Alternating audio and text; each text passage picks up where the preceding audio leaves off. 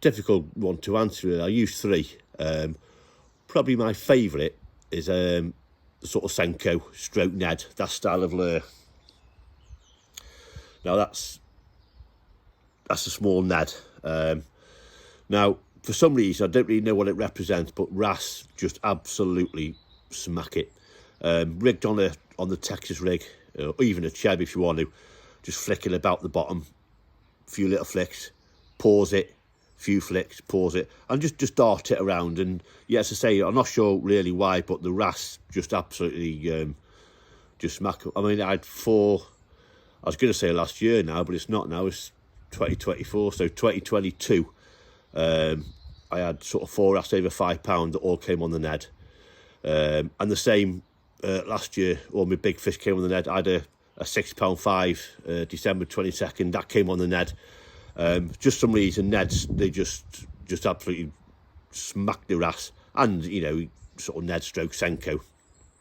So that's my go-to.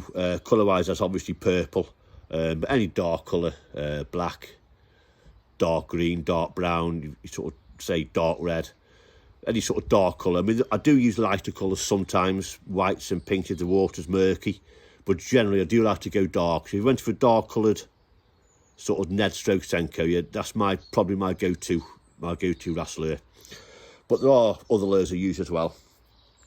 This is you're all familiar with this. This is a paddle tail, aka swim bait. This is a 4-inch private lures wrasse.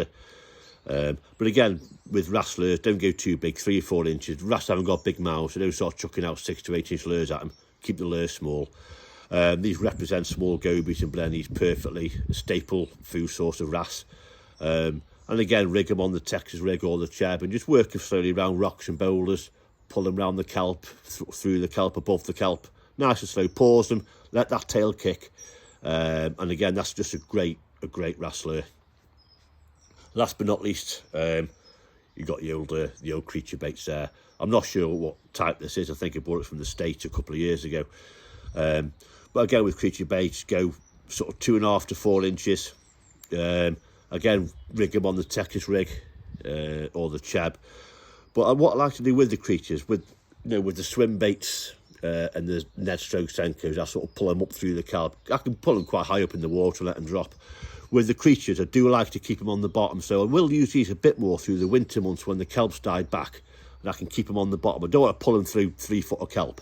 It's just going to snag up all the time. But yeah, I like to keep them on the bottom, work them around the boulders, and again, as with the other lures, sort of small flicks, small pauses.